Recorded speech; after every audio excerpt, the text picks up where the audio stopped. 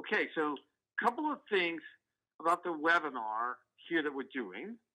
All right. First is it is a webinar because we have a lot of people requesting to join. And so what we tend to do is everyone is muted. So if you have questions, which I hope you will have lots, please put them into the GoToWebinar question panel control thing. I stop periodically and will be checking that. I will read the question and then typically try to say and type the answer so that everybody has a record of it and they can look at it. So again, please use that as your method. My name is Jeremy Littlejohn, even though the GoToWebinar shows me as Carrie Ann. It's lovely, but does not sound like this. She schedules our webinars, but I'm the one running them. So again, Jeremy Littlejohn, my email is there. Feel free to reach out to me. I'm one of the founders here at RISC. I also put our customer success email. So at the end of this, as we go through the webinar here, we're going to be talking about our integration with ServiceNow. And there are some steps, right, that still are happening at this point with ServiceNow as far as getting into their store and those types of things. And we'll talk about some time frames for that.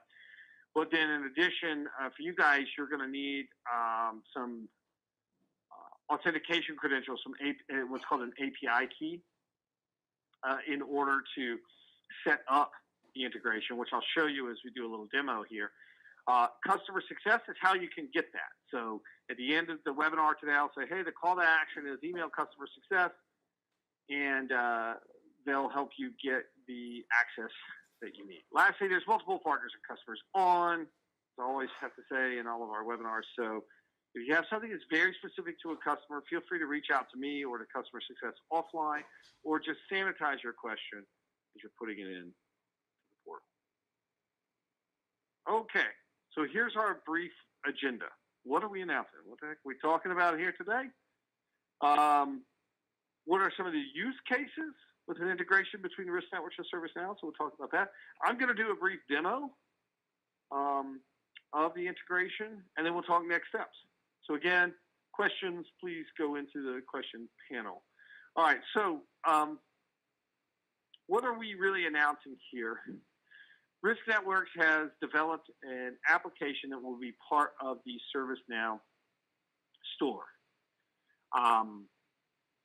This application will facilitate integration between ServiceNow's platform and the RISC Networks platform when you have both. It is a free application as of today, right? So it will go in at no charge. So for those people who have already purchased a license for RISC and obviously have a subscription with ServiceNow, there'll be no cost to bring the to install the application in your ServiceNow instance and begin to synchronize the data. Our estimated release date, we're being conservative on that, is March 15th.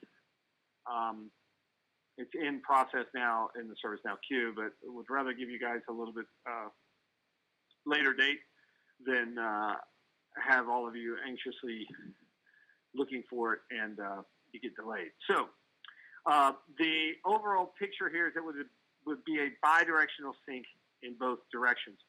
The web page you see at the top is what I'm going to pull up in just a second as we go through the use cases. I'm going to show it to you there on the website, and then I'm going to show, and we're going to do a demo and actually show you what that looks like in real life.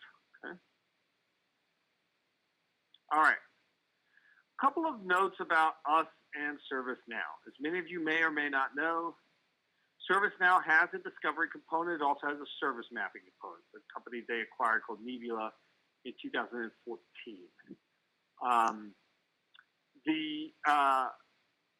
What I've tried to do here is highlight a little bit of differences between using some of the ServiceNow native stuff and RISC. Ultimately, we see ourselves as being complementary to what they can already do, but wanted to highlight a couple of differences and benefits of using us with ServiceNow, especially if you already have us. Obviously, our agentless automated service mapping, so we do that. It's our easy setup, fast results. So in some cases, doing stuff in a top-down manner, which is typically the way the ServiceNow platform works today, can take a long time, right? You certainly can get from A to B, but it may take you a while. And then on ours, we're trying to make that go a little bit faster. We have both connectivity and heuristics-based service and dependency mapping. A couple of things about our security. So our credentials stay on-premise. For some of you who are familiar with our platform that run Flex Deploy, you also know that all of your data can remain on-premise, right? Except for what you might synchronize into ServiceNow. So you have that capability from a security standpoint to keep all that kind of discovery credentialing purely on-premise. Some of the other values that we'll talk about in a second is what we're going to bring in on top of just understanding what you have and what applications and services those constitute, but some of the additional analytics that we do around things like scalability, reliability, performance, and optimization. So including things like life cycle data. So we'll talk some about that as we do the demo today. So the goal here is that we would help a customer enrich their ServiceNow experience by validating it, by bringing in some additional color, and then by creating some automated workflows, which we'll talk about, which can really shorten the time to value for them for certain exercises. And that's what we're going to go through today. All right. So these are the current use cases, but I'm going to actually pull it from our website, so bear with me here. So this is the landing page. As you'll see, it gives a little bit better detail about what we're trying to do with the integration. Several of the questions that we answer on a day-to-day basis for customers are answers that are not readily available in ServiceNow. Now, the other piece to that is that everyone at a customer doesn't necessarily want to log into our platform. They already have workflows that they're performing and doing their day-to-day tasks and kind of operating their IT operations out of ServiceNow. So can we take some of that really valuable information and push it into ServiceNow so that it enriches that ongoing experience? And that's what we're trying to do. So we've started with a few basic use cases. First is CMDB update, right? Just making sure that the CMDB has the current data in it. Our discovery is really best-in-class discovery globally. We've got 12,000 plus customers using that in the enterprise space, including both cloud and on-premise. There's only a single virtual appliance that needs to be deployed to do all of that. So it's very simple and easy to get going and maintain. So can we just bring that in and make sure that the current CMDB always has the most accurate picture of the environment? The second thing we want to be able to do is add some lifecycle data. So one of the things that we do is we maintain other integrations besides obviously ServiceNow. So with companies like Cisco, where we have the ability to check, validate, and report on the lifecycle status of your network, equipment, or server hardware, operating systems, even looking for things like security vulnerabilities within your networking equipment. And then taking that information and making it available within ServiceNow so that automatic workflows can be set up to remediate those issues. We also want to talk about populating it right off the bat. So again, on a net new ServiceNow install, if you already have RISC Networks, how easily can I just go from 0 to 100 with my ServiceNow without having to populate everything with either a new discovery or manually? Right? And so giving you that capability to pull the data in and get off the ground. And then the last piece is this automation. So we're going to go through some of this today so that you guys can see how we've done these.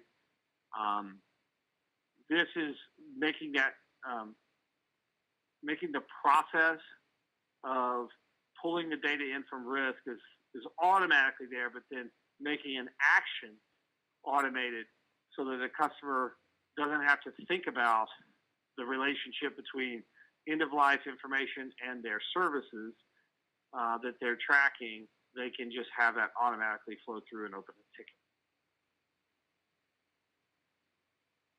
All right, so these are our current use cases. There's one additional use case that I'd like to mention, which is to pull information from ServiceNow into RISC Networks. So in certain scenarios, customers would like to do this as well. So they have work that they've done inside of ServiceNow, or other CMDBs as well, but in this case, ServiceNow specifically, and they want to not have to start that work over with RISC Networks. So they want to pull that information in. That's great. We today manually pull that in, like export, import a CSV with tags. The new integration will essentially allow you to take any ServiceNow attribute of a CI and push it to a tag on the corresponding RISC Networks CI, and then that tag will automatically sync into the RISC Networks platform. So again, very simple way to do it at scale, and can really add a lot of enrichment to both platforms. All right, so let's do a quick demo. So what I'm going to do here is briefly take you guys through, it's just our development ServiceNow instance. Again, I want to stress to everyone that the application itself is still in the approval process with ServiceNow. We're targeting mid-March, hopefully as a release date for that. And really what we're talking about here is just kind of these initial, call them low-hanging fruit use cases that everybody could capture some value with. This is not all that you could do, right? So, for example, we'll talk after I do this brief demo about some future use cases that we're already planning, but we'll be working very closely with our partners to enhance those use cases, right, and add more that really can drive a lot of automation in the workflow for a customer. All right, so on the left-hand side, you'll see here all of your normal kind of ServiceNow menu items. All right, so they have their service mapping and service desk and all of that, and you have their discovery and these types of things. Okay, so fairly standard object if you've purchased them from ServiceNow. When you come down here, you'll actually see RISC Networks appear once you've installed this into the platform. And a quick thing here, first of all, is this customer configuration. So as I mentioned, in order for the integration to function, what you'll need to do is you'll have to have a valid username and password for RISC Networks, obviously. You'll need an assessment code, which is the code that's created when you instantiate an assessment on our platform. And you will need an API key. So at the end here, I'll have you guys, from a call to action standpoint, contact customer success. They'll get you an API key. As a side note, that API key is not specific to ServiceNow. So if you were doing any development against our RESTful API, you can use the same API key. Once you've put this in, you'll save the configuration, and it will begin to sync. It will sync once a day by default, and then you can also manually sync it whenever you would like. Below here, what you'll see is all of the RISC Networks CIs that are going to come in. So what we've tried to do is keep this, for those who are familiar with the RISC Networks platform, right, keep in line with what we currently do. We may adjust this over time to make it more optimal as we hear feedback from customers. We're looking at things like inaccessible devices, call managers. I don't know if we have any in this demo. We'll see. No. Okay. So, right, Windows servers, Windows workstations, VMware hosts, virtual machines, network infrastructure devices, etc. We're also bringing in a lot of information around things like locations. So if you're familiar with ServiceNow and setting up a location, it's a manual construct, right? So again, if you're populating with RISC Networks, or if you're updating with RISC Networks, you can very quickly get your assets from a ServiceNow perspective put into locations using our automated algorithm. Okay? Then we're also bringing in some very specific analytics around things like life cycle, which we're going to get into in a second, okay? And some data that appears in our platform that we collect that in some cases the ServiceNow platform does not collect, such as detailed HBA information and some other things. Okay? All right, so let's take a look at how this then relates. So if we look at a RISC Windows server, how does that relate to a ServiceNow device? Okay, so you can go two different ways here. This is our object. It is a CI, and it will actually have a relationship to other CIs within the platform automatically. And actually, it's easier if I probably go from the other direction. I'll show you here. Let's look at these service assets. So let's take an asset.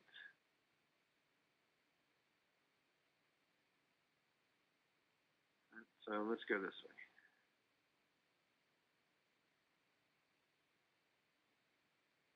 Okay. So this is an asset within ServiceNow already. Okay. It's a Windows Server class. It has one IP. What you'll see down here is it has an identical mapping. This is automated. Okay. So it will automatically, the integration will automatically make a mapping to the RISC object itself as well. Okay. So we are tracking that automatically, which means it's very simple for you to move attributes from one to another in an automated fashion. So you have that ability. You also see some things that we have in the way that we process data that's slightly different. So if you look, for example, this is on the discovery for the ServiceNow asset. Things like an IP, a single IP, and a single kind of Ethernet adapter here.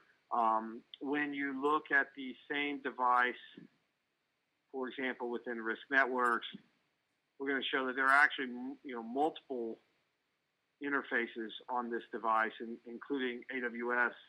This device is actually already in the cloud. So we are pointing out that it has that adapter in it.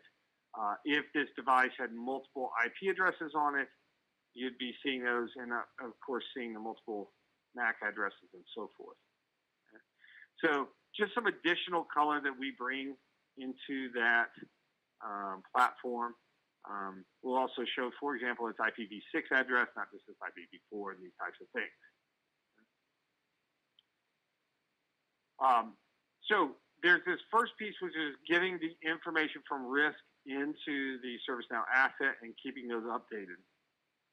That would include as well doing things like mapping things to application stacks. So being able to map to this auto schema dependency. Obviously, this is still the auto generated name from a RISC standpoint. And you can bring this back into the ServiceNow system. Right? Either depending on how the customer set up their ServiceNow as far as mapping to different application stacks, whether they've created additional CI for that, they're using service mapping, or just using attributes. So you'll be able to marry this up. Now, in almost all of these cases, we understand everyone's ServiceNow is configured slightly different.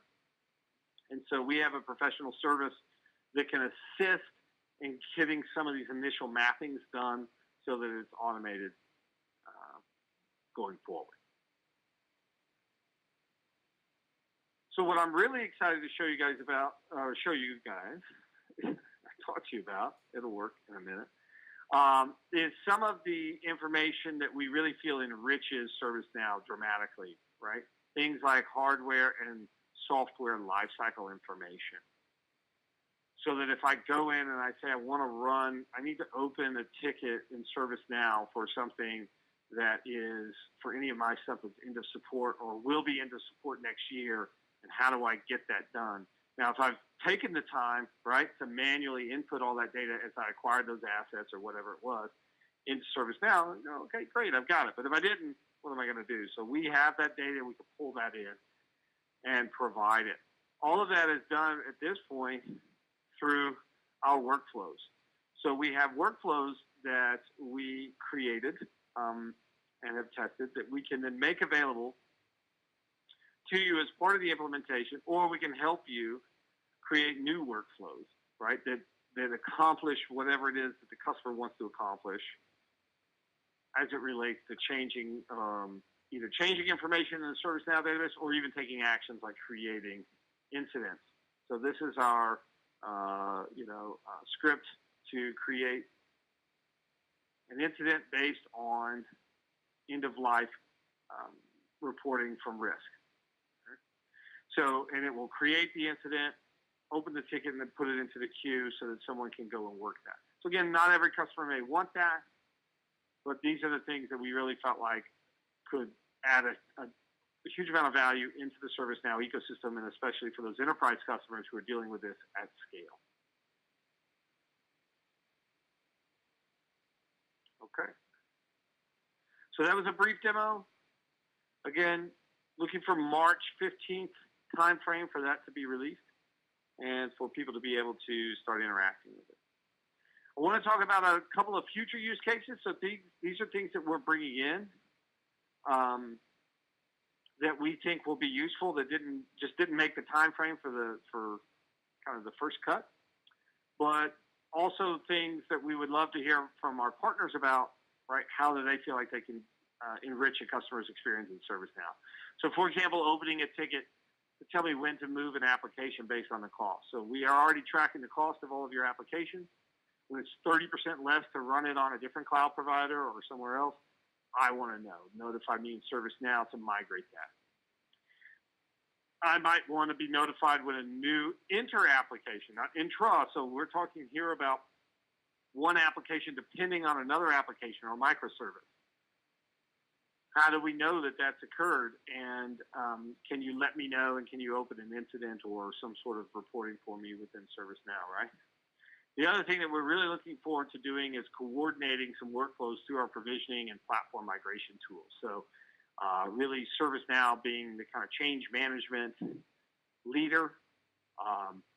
No sense in these individual platforms duplicating what they're doing. So if we can work that process through ServiceNow, but coordinate a couple of different platforms, such as RISC Networks, platforms like Strata or Cloud Endure, as we're doing migrations and doing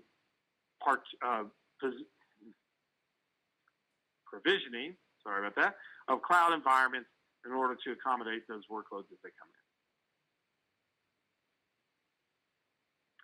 in. Okay, so next steps, right?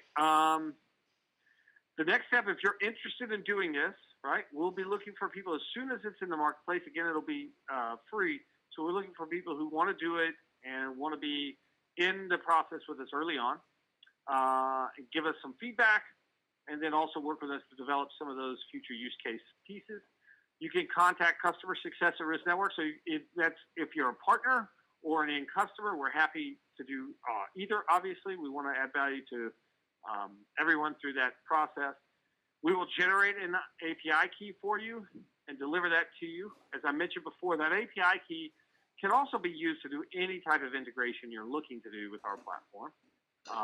So you can put that into other things that you might be doing that you want to consume our information in, which we're happy to work with you.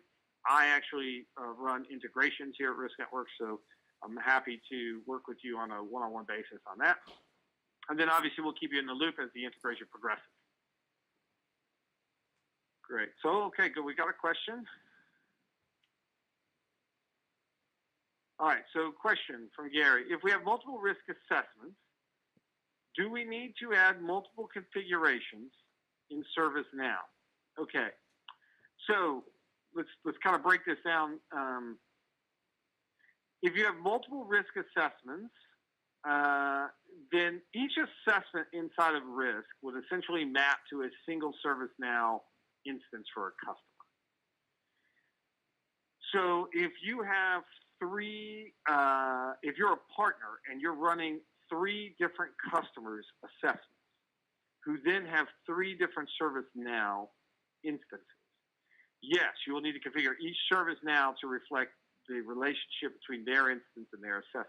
However, from an API key perspective, you don't necessarily have to generate an API key for each one. We can provide the API key to the partner, and then they can use that as they set up the customer each time. So Gary, I hope that answers that question. Let me know if I didn't understand the question properly.